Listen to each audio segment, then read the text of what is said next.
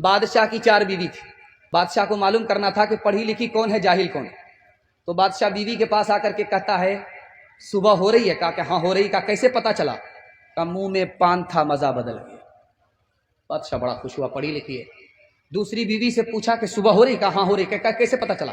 کہا لالٹین کی روشنی دھیمی پڑ گئی. بڑا خوش ہوا کہ پڑھی لکھی ہے. تیسری بیوی سے پوچھا کہ صبح ہو رہی؟ کہا ہاں ہو رہی ہے. کہا کیسے پتا چلا؟ ناک میں جو نت تھی وہ ٹھنڈی پڑ گئی. بادشاہ بڑا خوش ہوا. اب آیا 1 نمبر کی جاہل کے پاس، پڑھی لکھی نہیں. اس کے پاس آ کر کے پوچھتا ہے کہ صبح ہو رہی؟ کہا کیوں نہیں ہو رہی؟ کہا کیسے پتا چلا؟ کہ کیسے پتا نہیں چلے گا؟ جیسے پتا چلتا ہے پیشاب آ رہا ہے، پخانہ آ رہا ہے، اس سے برابر پتا چل رہا ہے. تعلیم عورتوں کو بھی دینی ضرور ہے، دینی ضرور ہے. عورت جب چلتی ہے ننگے پیر سڑک سے گزرتی ہے، اس کے پیر کا نشان اس سڑک کے اوپر آ گیا.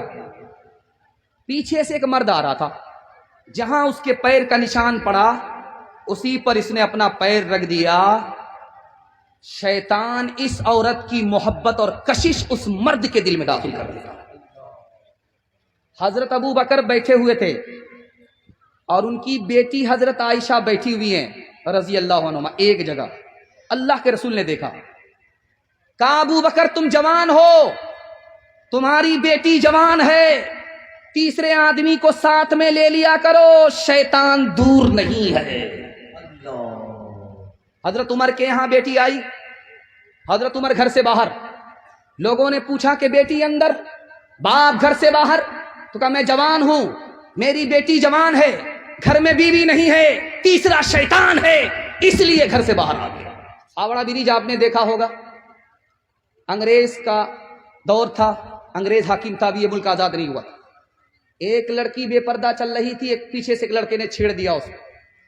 دونوں لڑکا لڑکی کا مقدمہ عدالت میں آیا، انگریز حاکم ہے، ابھی یہ ملک آزاد نہیں ہوا. تو انگریز نے، حاکم نے لڑکے سے پوچھا کہ تم نے چلتی ہوئی لڑکی کو کیوں چھیڑا؟ کہا حضور میرا قصور نہیں ہے، چولہے کی آگ جس کو چولہے میں رہنا چاہیے وہاں سے نکل کر کے پیٹرول پمپ میں آ گئی ہے، قصور پیٹرول پمپ کا نہیں ہے، چولہے کی آگ کا. انگریز بڑا دور اندیش تھا، سمجھ گیا. اس نے لکھا اپنے ججمنٹ میں، ماہ طیبہ رسالہ نکلتا تھا 1952 میں، اس مقدمے کو لکھا ہے کہ اس نے کہا کہ یہ لڑکا بے قصور ہے، لڑکی کو سروار ہے، اس کو سزا ملے گی. کیا سزا ملے گی؟ 1 سال اس برقعے میں رہنا پڑے گا جس کو لے کر کے نبی صلی اللہ علیہ وسلم آسمان سے زمین پر آئے. اورنگزیب بادشاہ کا دور ہے، ایک عورت کے خلاف مقدمہ ہو رہا ہے. اس لڑکی کا کیس کیا تھا کہ اس نے عورت ہو کر کے 4 مردوں سے نکاح کر لیا تھا ایک ساتھ. تو بادشاہ نے کہا کہ او نادان لڑکی، جواب دو، تم نے عورت ہو کر کے 4 مردوں سے نکاح کیسے کر لیا؟ کہا کیا غلط کیا؟ جلسے میں گئی تھی، مسئلہ سنا تھا، عمل کیا. تو بادشاہ سر پکڑ کر کے بیٹھ گئے، چوری بھی ہے سینہ زوری بھی ہے. تو بادشاہ نے کہا کہ کیا مسئلہ سنا تھا؟ کہا مسئلہ یہ سنا تھا کہ لوگ زنا کیوں کرتے ہیں جبکہ 4 شادی کی اجازت ہے. کہا یہ مردوں کے لیے کہا تھا کہ عورت کے لیے کہا؟ کہا میں اتنا ہی سنا تھا، اس کے بعد تو ہوٹل چلی گئی تھی حلوہ پوری کھانے کے لیے. جسم پر لباس کی کمی عجیب لگتی ہے، مجھے امیر باپ کی بیٹی غریب لگتی ہے، جس سے آنچل بھی نہیں سر کا سنبھالا جاتا، اس سے کیا خاک تیرے گھر کی حفاظت ہوگی. کیوں حیا چھوڑ کے بے پردہ ہوئی جاتی ہو، کچھ نہیں پاس رہا دین کی غیرت کے لیے. کچھ نہیں پاس رہا دین کی غیرت کے لیے. روز روبرو محشر میں معبود کے جب جاؤ گی لے کے کیا جاؤ گی تم اپنی بارات کے لیے. دیکھو عصمت کا دوپٹہ نہ سرکنے پائے ہر نظر گھات میں بیٹھی ہے شرارت کے لیے. آخری پیغام عورتوں کے حوالے سے اجازت ہے, 3 منٹ کے لیے سنا رہا ہوں, ہاتھ اٹھا دیجیے انشاءاللہ. بیوی سے پوچھ کر کے ماں باپ کو خرچہ دیں گے, ہاتھ اٹھائیے انشاءاللہ.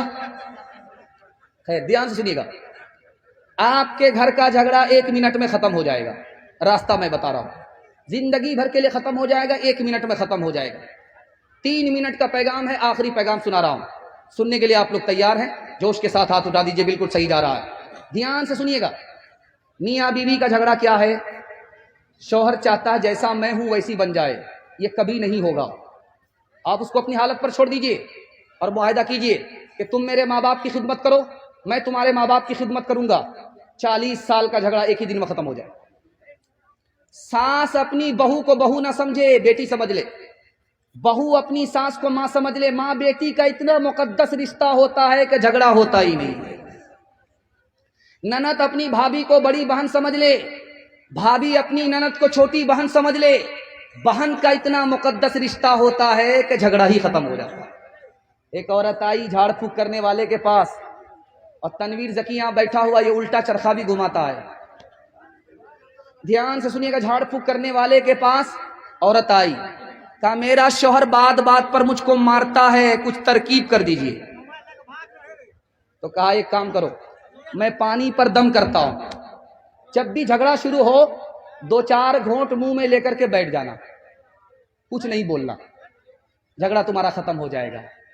کیونکہ عورت کی زبان چلتی ہے, مرد کا ہاتھ چلتا ہے.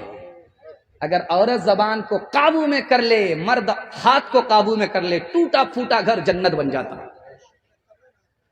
جب سسرال میں آدمی کو مزے کا کھانا کھانا ہوتا ہے, اپنے گھر میں اچھا کھانا نہیں ہوتا, تو سیدھے سسرال بھاگتا. ساس کو سمجھ میں آ گیا کہ ضرور دال میں کالا ہے, بے موقع داماد کیوں آیا, یہ مرغا ذبح کرانے کی پلاننگ ہے. تو ساس نے سوچا کہ اگر ایک دن کھلا دیں گے بڑھیا کھانا, روز آئے گا کھانے کے لیے, آج ہی سبق سکھا دیتے, کبھی نہیں آئے. تو ساس نے کھچڑی بنا کر کے داماد کو دے دیا. اب کھچڑی دیکھ کر کے داماد کا غصہ عرش پر چلا گیا. اماں یہ جیل خانہ ہے, میں قیدی ہوں کہ کھچڑی کھاؤں گا. اب بیٹا کھچڑی کو برا بھلا مت کہو, اتنی اچھی غذا ہے, امیر بھی کھا لیتے ہیں, غریب بھی کھا لیتے ہیں, کسی کا پیٹ خراب نہیں ہوتا. سمجھ میں آ گیا کہ بڑھیا نہیں ہے, عجوبہ ہے, مرغا بچانے کی پلاننگ ہے. تو داماد نے کہا کہ اماں روکھا سوکھا کیسے کھایا جائے گا, گھی تو لا کر کے دے دو. بڑھیا 1 نمبر کی کنجر تھی, کنجوس تھی. ایک جگہ جلسہ ہو رہا تھا, تو کسی کا ریکارڈ ہی نہیں تھا 10 روپیہ سے زیادہ کوئی انعام دیتا ہو. جو بھی شعر پڑھے 10 روپیہ, جو بھی شعر پڑھے 10 روپیہ. اب شاعر بھی 10 روپیہ لیتے لیتے اکتا گیا, کوئی اس میں 150 والا نہیں ہے. ایک حاجی صاحب کھڑے ہوئے, 100 روپیہ دیا. انہوں نے تعریف کیا, واہ حاجی صاحب مبارک ہو, واہ حاجی صاحب مبارک ہو, آپ نے کیا میرا دل جیت لیا. اس کے بعد پھر شعر شروع کر دیا, تو دیکھا حاجی صاحب کھڑے, کہا حاجی صاحب آپ تو بیٹھ جاؤ. کہا نہیں, وہ 90 روپیہ ہمارا واپس کیجیے, اس لیے 100 روپیہ. تو ایسے ایسے کنجر ہوتے, ایسے ایسے بخیل ہوتے. تو بڑھیا 1 نمبر کی بخیل تھی, کنجر تھی. اس نے چھپا کر کے گھی کو رکھا تھا کوٹھی میں. جب داماد نے بولا کہ گھی دے دیجئے, تو لاج لحاظ میں لے کر کے آ گئی. ڈھکن جو کھولا تو جلدی میں ہاتھ میں حرکت تھی, گھی زیادہ گر گیا. اب بڑھیا کو لالچ ہو گیا, سارا گھی تو داماد ہی کھا لے گا. منطق سے کہا بیٹا اکیلے کھاؤ گے برکت نہیں ہوگی, ساتھ میں شامل کر لو, برکت ہی برکت ہوگی. اب داماد کو سمجھ میں آ گیا کہ یہ بڑی کھٹاسی ہے, یہ اکیلا مجھ کو کھانے نہیں دے. تو لاج لحاظ میں داماد کہتا آپ تو میری ماں کی طرح ہو, ساتھ میں کھا لو, کیا دقت. اب بڑھیا نے پلیٹ کو دیکھا تو گھی داماد کی طرف زیادہ گرا ہوا تھا. بڑھیا نے دماغ لگایا کہ ادھر سے ادھر ٹاننا. بڑھیا نے کہا بیٹا میں تم سے ناراض ہوں, اس لیے کہ فلاں مہینہ میری بیٹی کو تم نے یہ دکھ دیا ہے, یہ دکھ دیا ہے, یہ دکھ دیا, سارا گھی ڈٹا. تو داماد کہتا ہے کہ اماں کوے سے زیادہ کوے کا بچہ چالاک ہوتا ہے.